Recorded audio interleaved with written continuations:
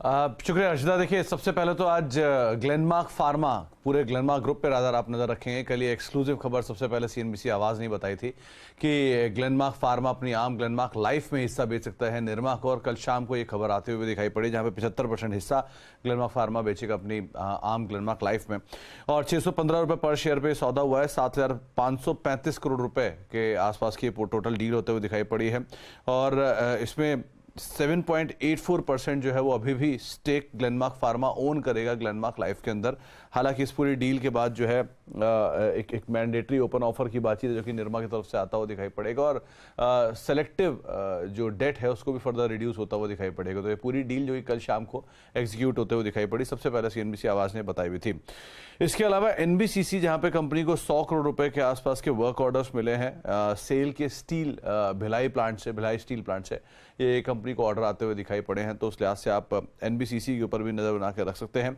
Apollo micro ने भी कल शाम को एक अपडेट दिया है कि उन्होंने अपनी एक आम अपोलो डिफेंस इंडस्ट्रीज के नाम से बनाई है, और जो ये आम अपोलो डिफेंस इंडस्ट्रीज ये मेजरली डिफेंस प्लेटफॉर्म्स पे कामकाज करेगी, जिसमें डोमेस्टिक और इंटरनेशनल कंपनीज के साथ कुछ टाई अप करेगी, और उस टाई अप के बाद कंपनी इस डिफेंस के अंदर एक्सपोर्ट करते कामकाज करते हुए दिखाई पड़ेगी।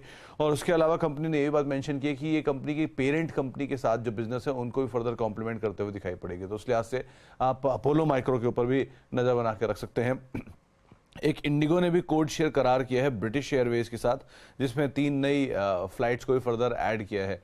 हालांकि इसमें मेजर इंपैक्ट तो अभी क्रूड का ही देखने को मिला, लेकिन फिर भी न्यूज़ इस लिहाज से आपको यहाँ पर एक नज़र रखनी होगी। एक और इंपॉर्टेंट अपडेट है विप्रो की तरफ से। एक लंबे अंतराल से कंपनी के सीएफओ रहे जतिन दलाल साहब ने रिजाइन कर दिया है, और ये 30 नवंबर से इनका रेजिग्नेशन इम्प्लीमेंट होगा। और ये इन्होंने पर्सनल रीज़न या निजी रीज़न दिए हैं कि रिज़ाइन इसलिए कर रहे हैं। और इनकी जगह पे अपर्णा अय्यर ये कंपनी के नए सीएफओ के तौर पर 22 सितंबर से, यानी कि आज से कार्यभार संभालेंगे। तो ये एक इम्पॉर्टेंट अपडेट है विप्रो के लिहाज से, कि बहुत समय से ये कंपनी के साथ कार्यरत भी थे।